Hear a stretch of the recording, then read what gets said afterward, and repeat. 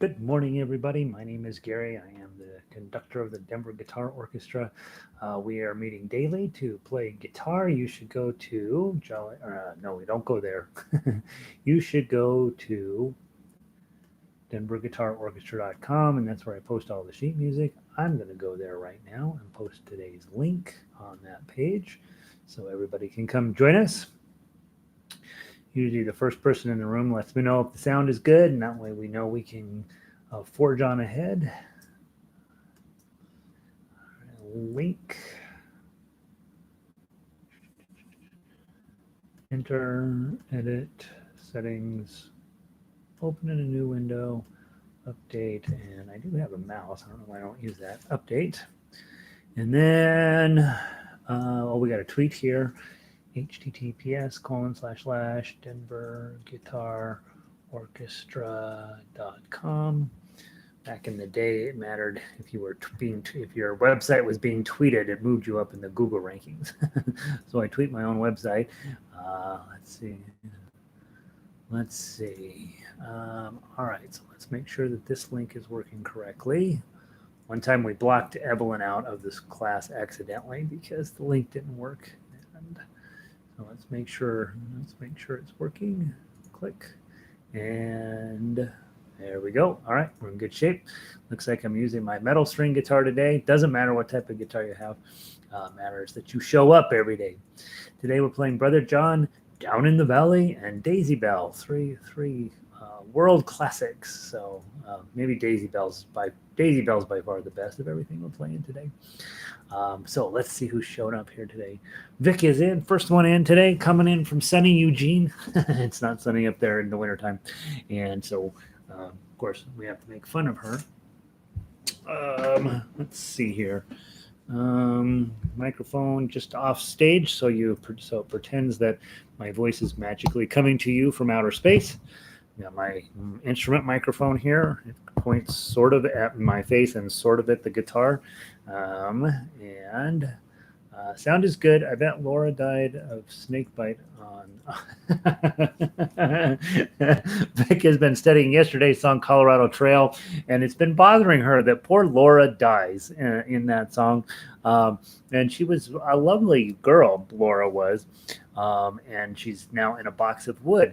And so Vic has been sitting there, how did she die? I'm sure you're right, Vic. I feel confident that that's how Laura died. I think the context of the song leads you to believe unequivocally that it was a snake bite. So I can see how readily you come to that conclusion. Very funny. Nancy, good morning to you. Sound is good. We got people a little bit slow getting around this morning. That's okay. They'll get caught up. Let's double check that I don't have anything weird on my screens here that I need to deal with.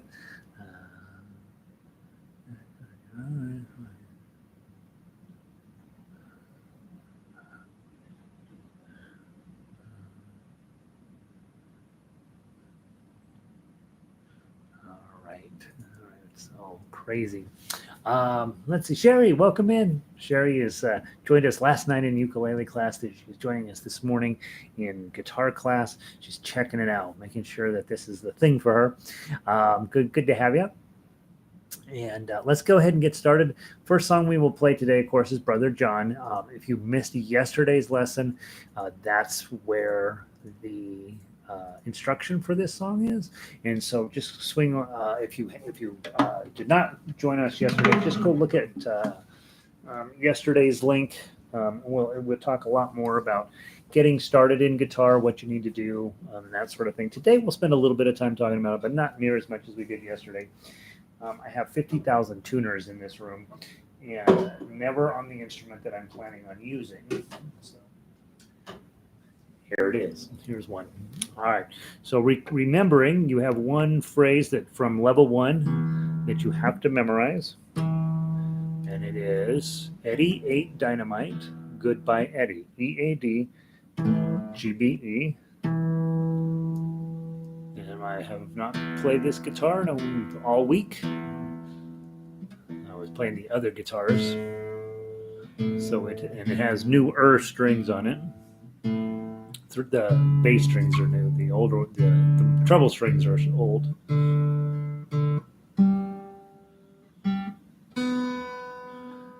So your two thoughts are Eddie A. Dynamite, Goodbye Eddie. We need to get that in your head as a memorized phrase, and then the other item in your things you memorize. Guitar sits like this in front of you. Whatever you have to do to make that happen. I have a little footstool here that I put up my left foot up onto usually. Just makes it a little easier to hold. I also, on this guitar, I happen to have a strap. I think it makes it way easier. And then the thumb posture, remember, I don't ever see your thumb. It hangs out here behind the neck. There's no reason to have it coming up here. And then finally, I think the big stuff out of yesterday's lesson, 1, how to tune, 2, how to hold the guitar, 3, where to put your thumb. And then finally out of yesterday's lesson, we can play it with chords, or we can play it with melody, and we want to be able to do both because ultimately we're going to put those two together and turn it into chord melody. And then ultimately, after we get comfy with that, we turn it into finger style, which is a YouTube phrase, which basically means playing the melody and the chords and the arpeggios all at the same time. And so it's a kind of a catch-all phrase that doesn't mean a whole lot in real life, but it is sort of describes a way of playing. Most fingerstyle players, in addition to chords, melody, arpeggios, they'll add in a little bit of percussive sound, which gets super old, super fast, but they continue to do it. Bring in all of the possible things you can do on a guitar to make it sound pretty. All right. So the other thing we talked about, I don't know if we talked about it much, but the guitar you have in your lap is probably not the right guitar. And so we don't worry about that. After you get to where you're playing pretty well, then you can make more wise decisions about the size of guitar, style of guitar. I'm using a smaller metal string guitar, probably my favorite type of guitar to use. But sometimes I use a full-size classical. Sometimes I use this little tiny travel guitar over here. And so you use different guitars for different reasons. And most people, the guitar they learn on is not the right guitar, but it's the one you have. So that's the one we're going to teach you on. And I would say the other thing that new players have a tendency to do is neglect their strings. Your strings with modern materials really, really, really, even if you don't play it, need to be changed every year. So if your strings are more than a year old, they need to be changed. You take it out basically any guitar shop in the world and they'll change it $35, $40, something like that. And obviously, if you live here in Denver, you can definitely bring it down to me. I'll take care of that. I charge less than most guitar shops because I don't have a staff. So there's that. So about once a year, you should be changing your strings. If your strings are older than that, you will definitely notice a difference in the overall sound quality of your guitar. And so be mindful of that. Let's see. Elizabeth made it in. Good morning, Elizabeth. And Pauline is also here and from Northern California. And Farmer Ted, looks like the sound is good. HNY, homie. That's my buddy from Albuquerque. He is a handful. A whole life, ever since we were in our 20s, he's a handful. Glad you're here, Farmer Ted. And he actually is a farmer now. It's hilarious. This is the last guy you would think it would be a farmer, but there he is. And I have this wire here for this amp, and it's driving me crazy. So I'm going to make that go away so it makes it look like more pretty. And then what else do I wanted to talk about? Okay, so that's the big stuff. I'm going to slide the computer over slightly because I'm not really centered very well in the screen. I don't think that's actually helping, is it? What if I do this? What if I move this over here? Oh, there we go. That's better. How about that? All right, Brother John. 2 ways to play we talked about yesterday. We actually talked about 3 ways to play. First way is with your chords. That means I get to sing, which is terrible. When you're new, 1, 2, 3, 4. Double check you got your E chord on correctly. 3 strings up, your index finger in the first fret. 5 strings up, you have middle finger on that string in the second fret. And 4 strings up, your ring finger, second fret, 4th string. Isn't that beautiful? That's absolutely why we play guitar, that chord right there. Okay, if you're new, 1, 2, 3, 4. If you're feeling spicy, use this finger. 1 and 2 and 3 and 4 and 1 and 2 and 3 and 4 and. If you're developing your right hand skills, you could use a 4-finger pluck. 1, 2, 3, 4. 1, 2, 3, 4. Don't use your pinky. The only time you'll use your pinky is when you are playing 5th year and beyond classical guitar at the university. In other words, you're never going to use your pinky. Mess around with how far down here you can go. Get a lot tighter sound. Sort of standard sound. A little bit mushier sound. So you've got some choices here of what type of sound you want out of your guitar. Okay, so that's that. Then those of you guys who are even next level, right, you might think about splitting this up and putting your thumb on the top string and these guys on the lower strings. And that way you're rooting. Farmer Ted's a bass player, and so that's his homeland, right? Playing these deep, dark, important tones that sort of root the whole song, anchor the sound of where it's going to be going. When you're holding an E chord and your thumb's up here on the top, you're playing that E string. And another thing is to switch the treble strings from the lower 4 to the next 4, to the top 4.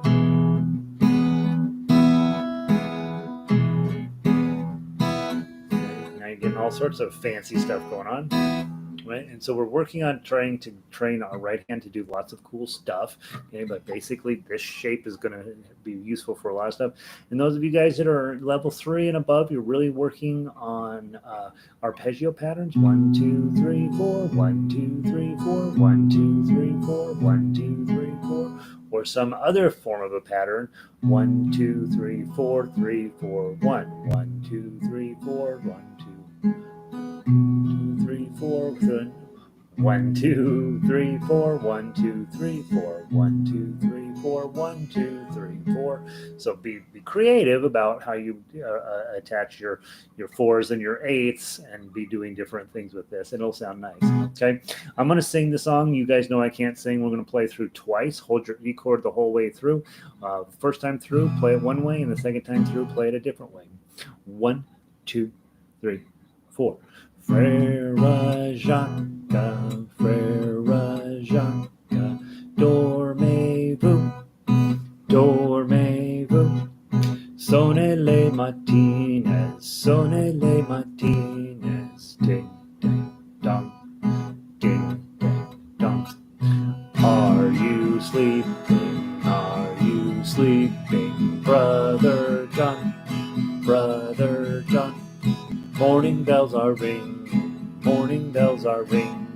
Ding, ding, dong, ding, ding, dong. Okay, and then that last chord, I always just hold that out. I let the whole guitar finish ringing. I don't ever pick up my chord until either the strings are totally silent or I've actually taken my hand, run it up over the bridge in the saddle, and stop the sound. Okay, that's how we stop the sound. Don't do this. Right, that's not good. Right, do this. And that's how you stop the sound. It just has a little less harsh thing, and you have some control over how slowly.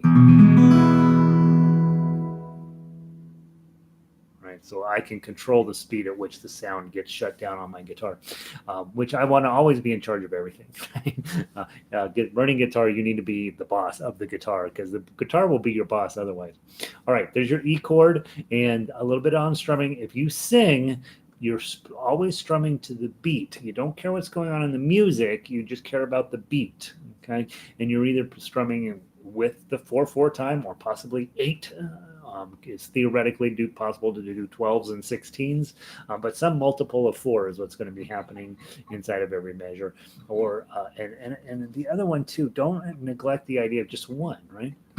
Are you sleeping? Are you sleeping, Brother John? Brother John. Every time I'm learning a new song, that's exactly how I play it. 1 strum per chord is what I do,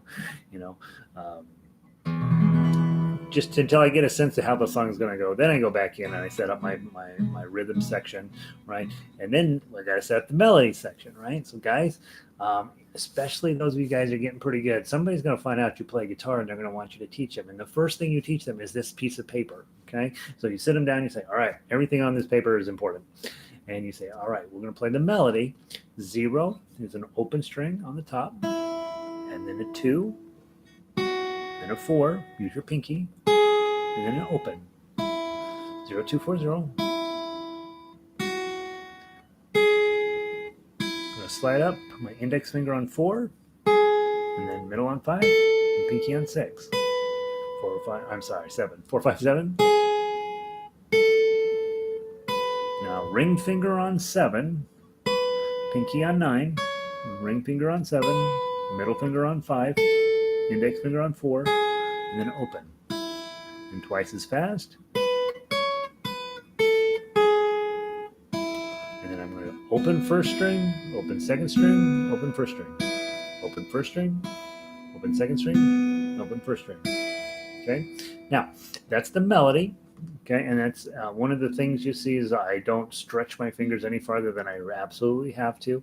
In that first 2 measures, it's 2 and 4, so I'm going to use my 2 and my 4, right? And then middle and pinky. And that means that if there were a 1, I would be set up, and if there were a 3, I'm set up. So this is called first position, when you have your index in 1 and everybody else flows down. Okay.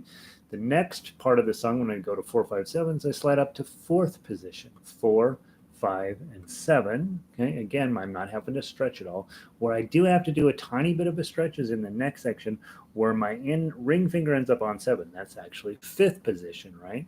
So my index is on 5, and then I'm going to go 7. I got to reach my pinky to get the 9. Come back to that ring, and then I normally, if I'm playing a simpler song, I'll go ahead and slide my middle finger down to 5 and then 4. That way I get to use all my fingers. But probably more technically correct, most of the times you would do ring, pinky, ring, hit your index finger here, and then either slide down or actually go ahead and reset your whole finger. This song doesn't make sense to reset everything back into first position. Just go from 5 and slide down to 4, or when you're coming from 7, pull your middle finger up and then your index finger. Either of those choices are legit. It's not so much that there's a right answer and a wrong answer in fingering. There's just better answers and less better answers when it comes to fingering. After a while, you'll come up with a system. Not you. After a while, you'll find out that the system that pretty much every guitar player uses makes the most sense, and you will generally follow their guide in terms of that. If don't look at professional performers, though, they've come up with their own system. They learn in the basement listening to Led Zeppelin records, and they come up with their own system for how they handle their fingering. And it's not necessarily textbook by any means. And a lot of times they're working way harder than they have to. It's amazing when I watch professional guitarists work.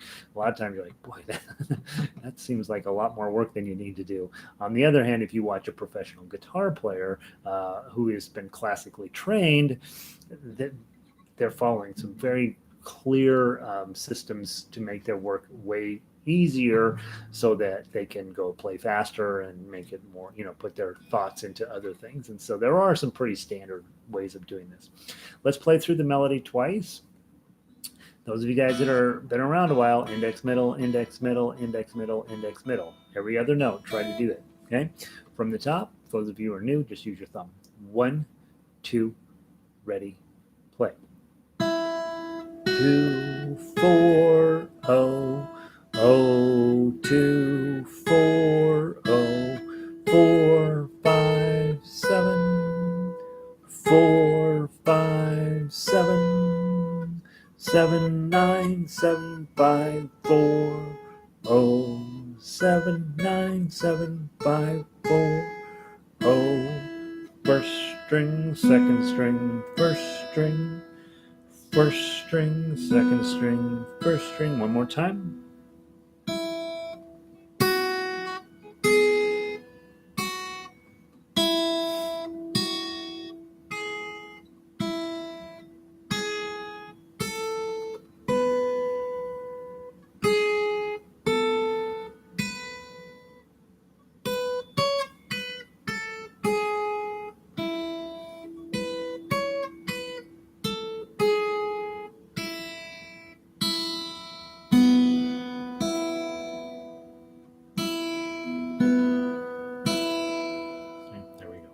beautiful, beautiful.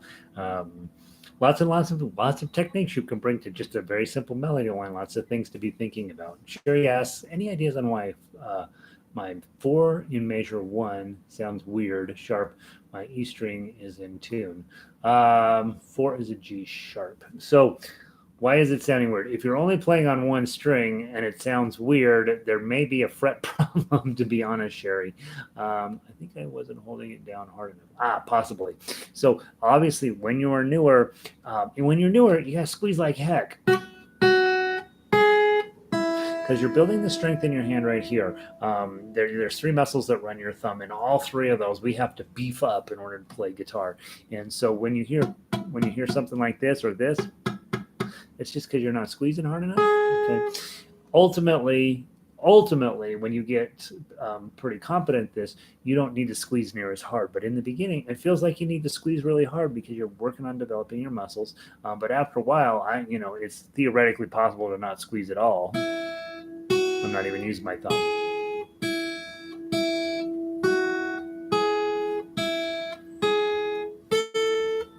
so I'm not even using my thumb.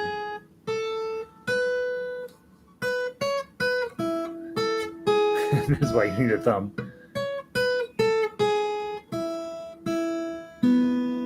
Okay, no thumb playing.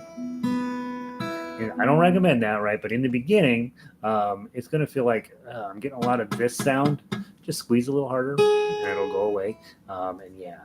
So definitely one of those earlier on problems that you face. There's a lot of dead strings because you're just not quite got this hand strength to get everything down. All right, final thing on the piece of music is the tough uke or tough axe. And guys, those of you who are new, don't waste your time on tough axe right now. That's not something you should be working on. Okay, for those of you who want to give it a try, this is a surprisingly difficult song. From the top, 1, 2, 3.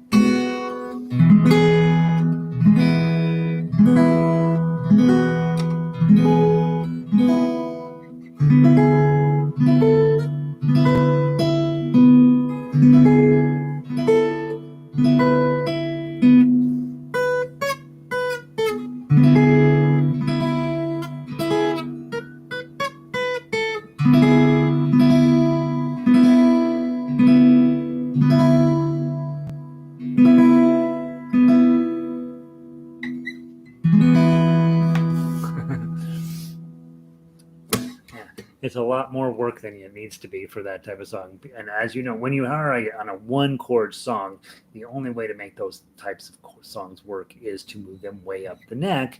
And of course, then you're dealing with different chord shapes, different E shapes as you're working your way up and down the neck. That 4-5-4 here, music theorists, right? This is your D chord, right? So if you move it up to the next one, it's a D sharp, and then when you move it into 4, it becomes an E. The problem is this is still a D here, right? So when you strum it, it sounds weird. It's an E. What's going on there is an E.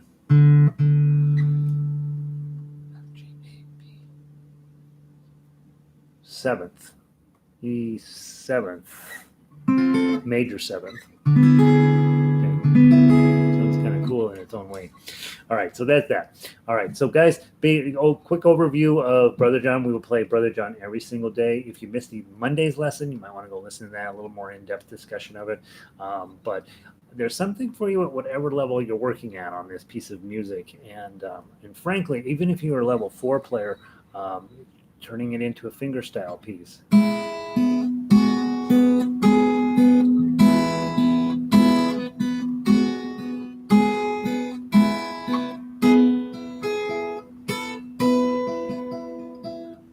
start be thinking about what notes can I put in between the notes. Anytime you have quarter notes, there's an eighth note hanging out there waiting to be exploited.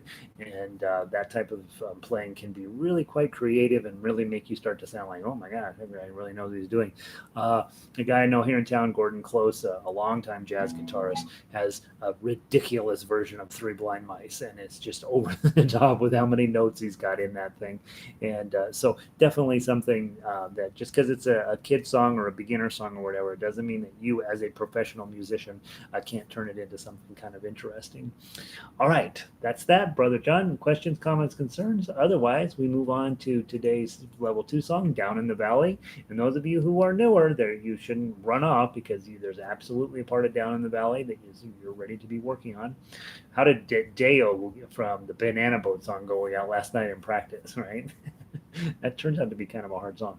Down in the Valley, not near as hard of a song, but we do have two of the more difficult chords that we're tackling in this piece. And let's see. When you are dealing with these two chords, you definitely have to work on them. C chord is my Achilles heel. I fight it something fierce.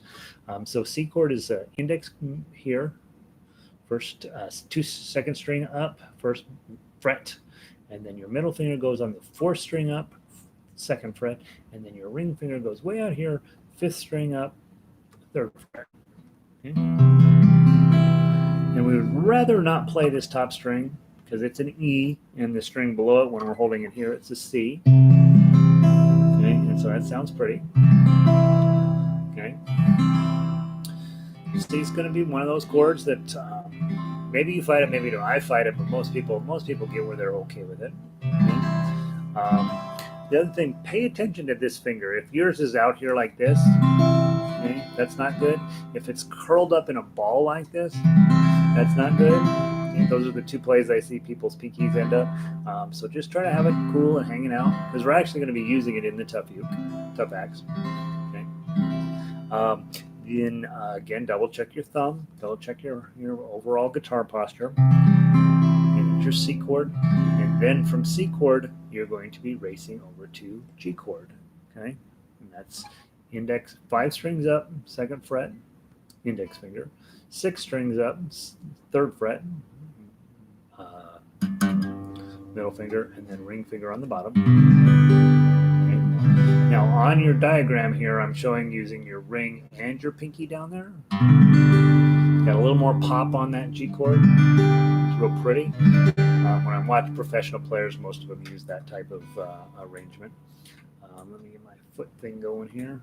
Never hooked up. I don't understand why the Bluetooth just turns off. I've never understood that. There's never a time when I want the Bluetooth to be off. All right, there we go. Now, the other thing is, one of the things I have discovered, this is top secret professional level information.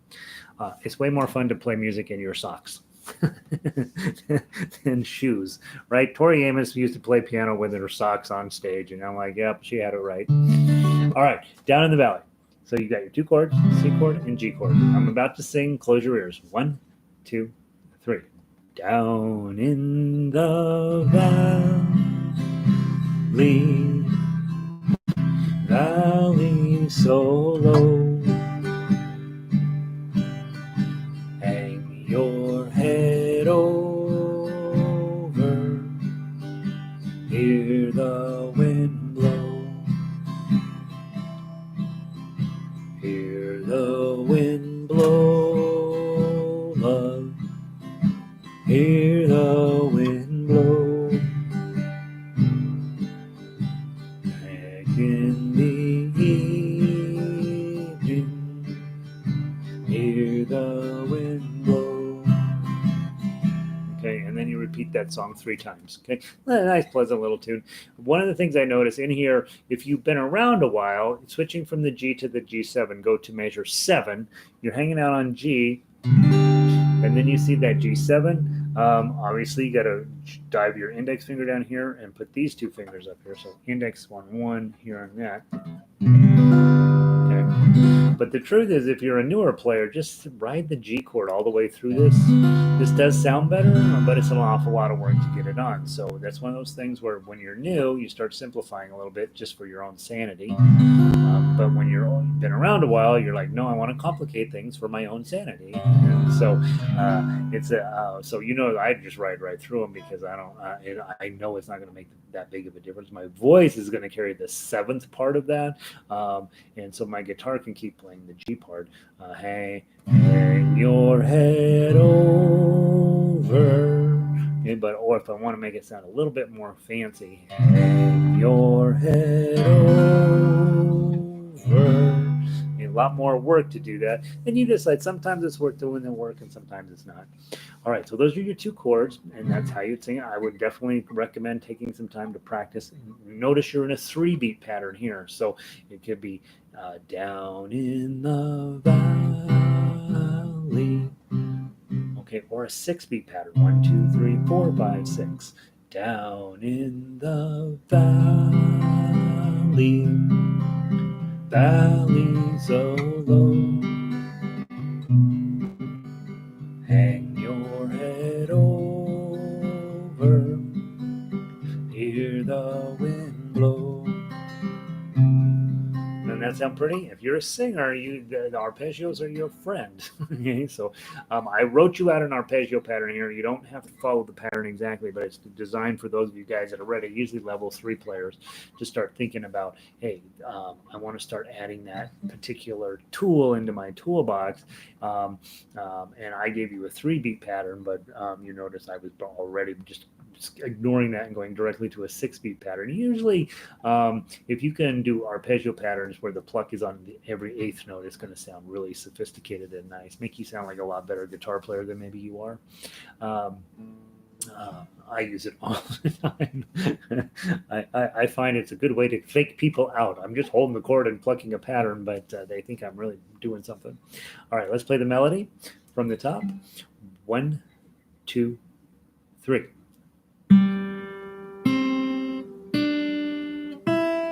2, 3, 2, 3. 2, 3, 1, 2, 3. 2, 3, 2, 3. 2, 3, 1, 2, 3. 2, 3, 2, 3. 2, 3, 1, 2, 3. 2, 3, 2, 3. 2, 3, 1, 2, 3, and then repeat. Okay, for those of you guys that are newer, this is a great song to be playing to get your melody skills up. And those of you guys you're just getting started, and you're like, yep, I am working on Frere Jacques. You can play every single song in the entire program using the melody line, because it's just one note at a time. Not just, it is one note at a time. That still makes it pretty challenging on some of the songs, but here's a song where you have 0s, 1s, and 3s, and that's it, right? So it gives you a chance to get your 1s figured out and your 3s. And all you have to do is make sure you're on the right string. Now, in the beginning, that in and of itself is plenty difficult. So patience with yourself. When you if you hit a bad note, I always figure you're just playing the jazz version of this song, and I don't worry about it. That's one of the hardest things for newer players to get comfy with, is just letting mistakes go. Just let them go. I play them on YouTube all of the time. I don't go home and worry about it. I want to play better tomorrow, hopefully. But hitting a bad note is just part of being a musician, and sometimes they happen at very inconvenient times, but whatever, you're playing. All right, now if you finish book 1 and you're like, yep, I'm understanding the big picture here, now we start in on book 2 to really start to get comfy with tough acts. So let's walk through that, and then we'll play the song a couple of times. Okay, so first measure in 0, 1, 3, the same as the melody. And then measure 2, you're going to put a full C chord on, and you're going to strum from strings 5 all the way down. Okay, and then you're going to hit 2 and 0. You're you're already holding them down. They're just decorative to help you count the measure. And then you're going to hit another C chord, but you're not playing this top string. Notice it's 3, 2, 0, 1. Make sure your thumb is resting on that first string, and then you can just bring it right back up. 0, 2. So again, just decorative notes out of the chord. I haven't changed anything over here yet. Okay, and then I'm measure 4, strum another full C chord. Now I've got to change this. I've got to put my pinky on at the 3, and then take it right back off to get the 1. And then I'm going to go to that G chord with my ring finger on the second string, strum down. And my thumb is resting on the first string. I don't want it to accidentally go off. Now I'm going to hit some decorative notes. I'm already holding everything down here. Oh, oh, 3, oh, oh. Those are just decorative. They're just filling up that long space there on that long note. Okay, now I'm going to go to measure 7, 3, 2, 0, 0. I'm already holding all that stuff down, so I'll play that. Thumb is resting on the second string this time. Okay, then I lift up my ring finger on my left hand, whatever hand that is over there, left hand, hit the 0, and then put the 3 right back down. And now when you're on tough axe, you really do want to play the G7 because that's your melody note right there. Hit the zeros, and then back to a regular G. And 0, 0. Lift up your ring finger to play the next measure. And then I'm going to pull the whole chord to get the 1, 3, and then I'll put my C chord on and measure 11, strum 4. 2, 0, 1, 0. I'm already holding all those down. Now the whole song basically repeats here at measure 13. Let's play it.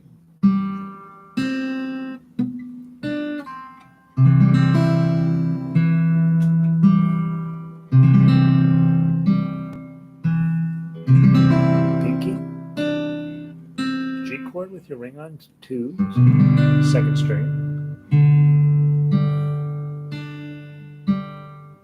partial G chord, hit the open, put your ring down, G7, couple of middle strings, regular G chord, and in this case I saw my pinky hanging out with doing nothing, so I just put my pinky down rather than putting the whole G chord on. Lifting my pinky off. 1, 3, and then a C chord.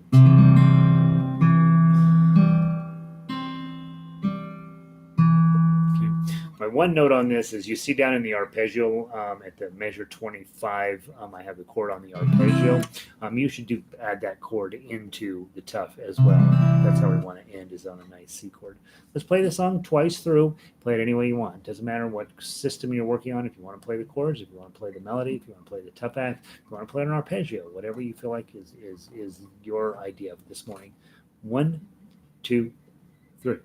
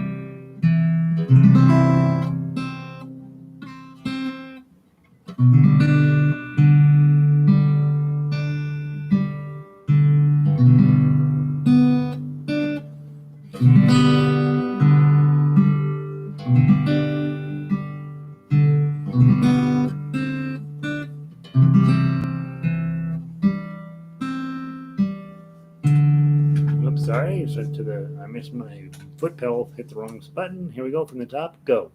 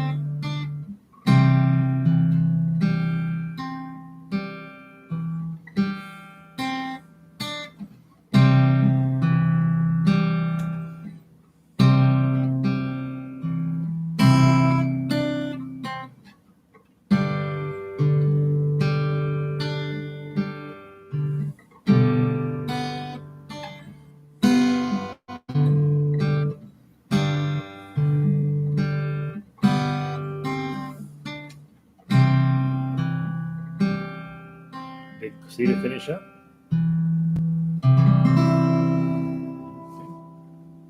You might want to finish that one not on the top string. That's an E note. If you finish it on the second string, and then you have you're holding this finger down on your C chord, that's a C note, and so you might want to just do 3 2 0 1 as your finishing chord.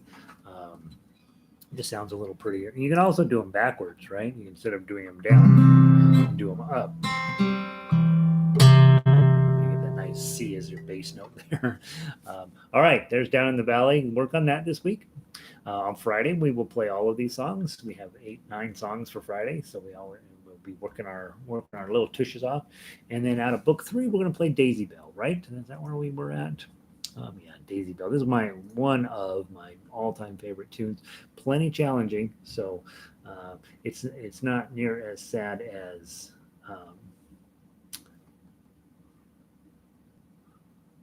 I'm using my old book here, and so it's not even in the old book. Let's see. Daisy Bell, Daisy Bell, Daisy Bell. Where did I put it? Storage. Sorry, guys. Thought I had it up in the correct folder. Obviously not. Guitar. At one point, this thing updated, and it made some of my things go in the wrong spot. Daisy Bell. Here we go. All right. Much more complicated song, but a lot of fun to play. Okay, so you got a D chord to start off with. Daisy, Daisy. Go to your G chord. Give me your answer due. A7. I'm happy. D chord. Great. And now here's your B minor bar with an A minor shape in front of it. So it's an A minor shape. Okay, but we got a bar on 2. Your B minor. Then go grab your E7. That's an E chord without your ring. All for the love of you. It won't be a stylish marriage. I can't afford a carriage. But you'll look sweet on the seat of a bicycle built for 2. Okay.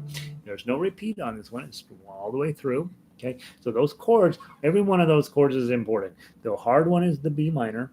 Again, just think of B minor. It's just an A minor. You're using your middle ring and pinky.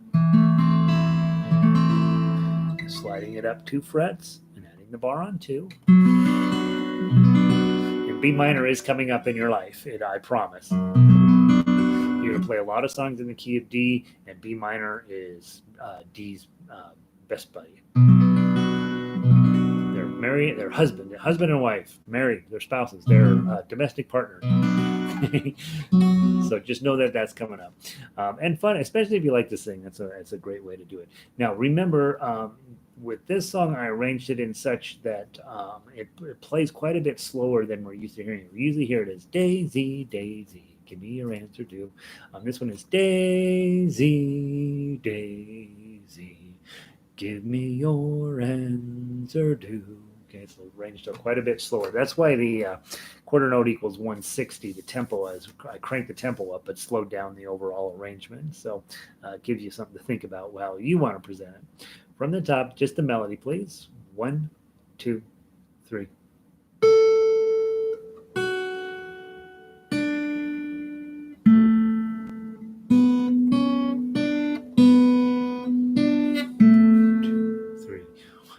Two.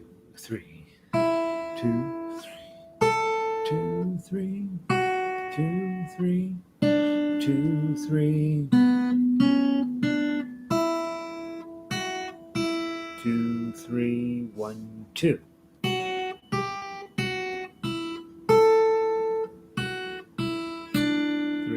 1, 2.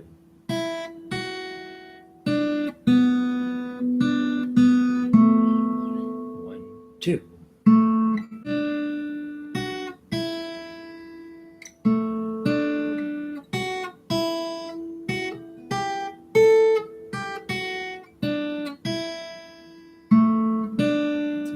3, 1, 2, 3. When you're playing melody, was trying to stay in second position, and my hand kept wanting desperately to move back into first position because it's my home base, right? But the whole entire song can be played in second position, and that way your fingers don't have to go anywhere. They just hang out on the twos, the threes, and the fives using your pinky, and the whole thing is much easier to play instead of what I was doing was fighting it up and down the thing. Let's play it one more time because it's pretty. 1, 2, 3. 2, 3. 2, 3. 2, 3. 2, 3. 2, 3. 1, 2, 3. 2, 3. 2, 3. 2, 3. 2, 3. 2, 3. 1, 2.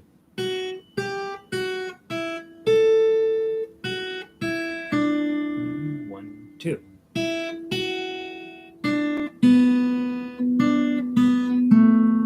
1, 2. 2,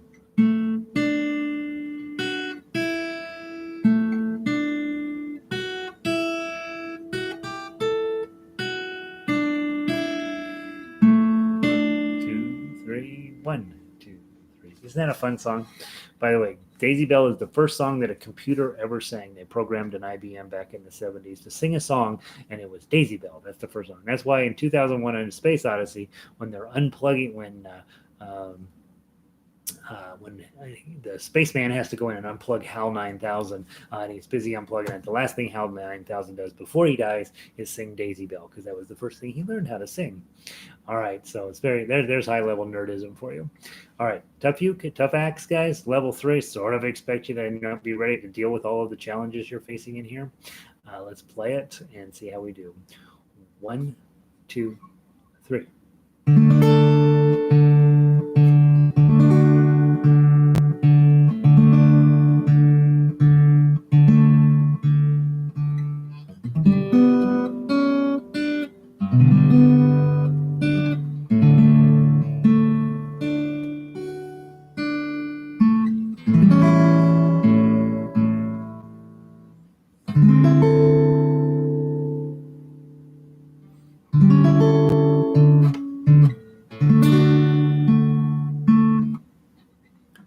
B minor.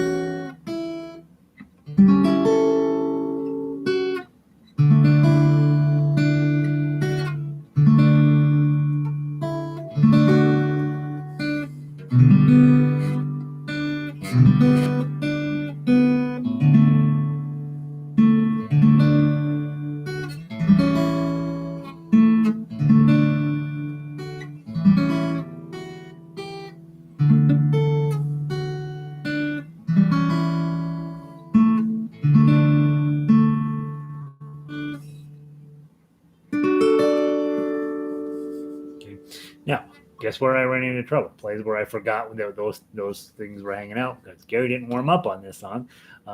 Measure 10, you've got a bar on 5, and your ring finger goes here on this third string and the 6, and then you leave this string open. That's where I started off. My mistake was not leaving 5th string open. So that's an A7. What it really is going on there, it's really an E7. Moved all the way up here to 5. And if I put my ring finger up here on the 5th string, then I'm okay. That seemed like a lot of work, so when I arranged it, I just left this string open and just added my 6. Okay, so there's that. And then the other place where it gets a little ugly is there, of course, at measure 9, 10, 11, measure 12, that B minor. You just have to put your B minor on it, and the whole thing works. Crazy. So that's just a full B minor. Don't hit the first string. So those beat me up, and then of course that A7 on the 5th fret shows up again at measure 18, and so you get a little bit of a chance to redeem yourself, and then you're going to add your pinky on at 7, and then go down to your D chord. Okay, anyway, so this is a very pretty little piece. And also for those of you guys that are working both strumming and plucking, it works both ways. It really is a nice piece to pluck your way through as well. So there's another piece for you to work on tonight.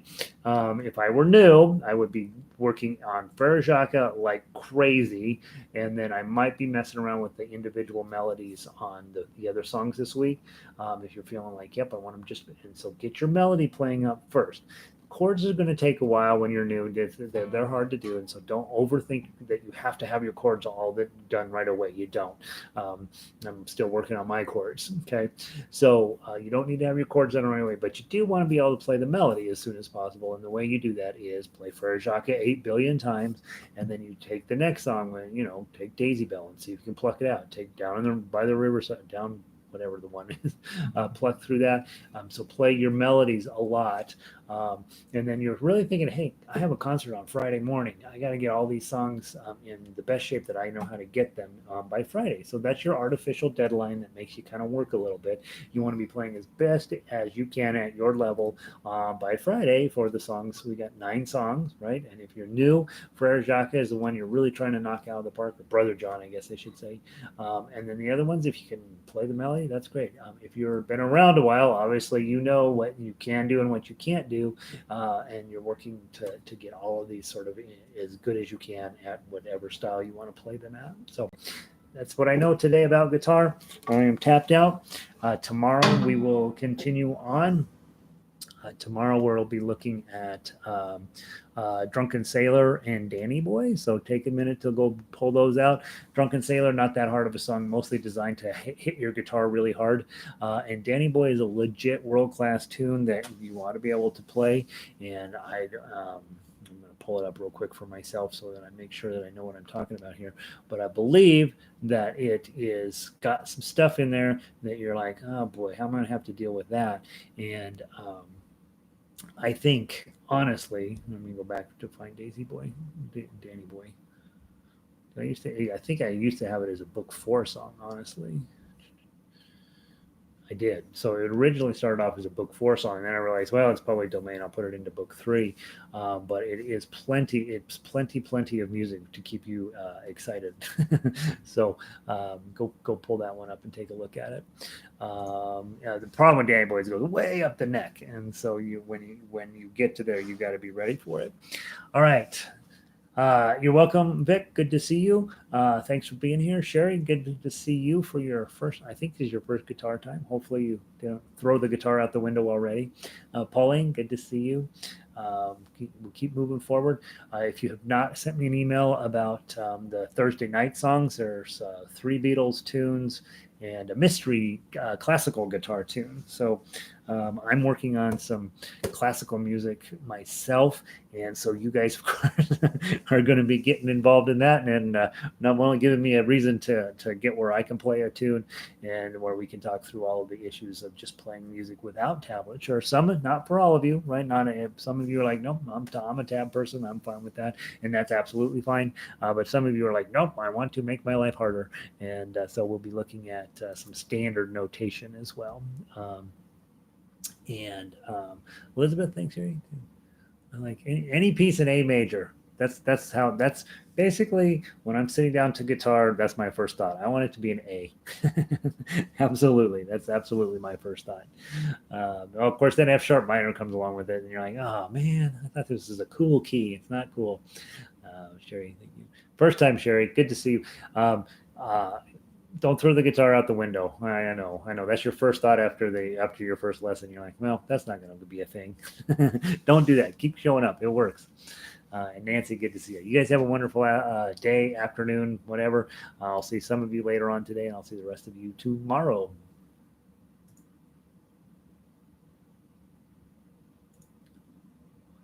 Oh, I just saw Sherry's post. I'm good. I play a little, but I am not good.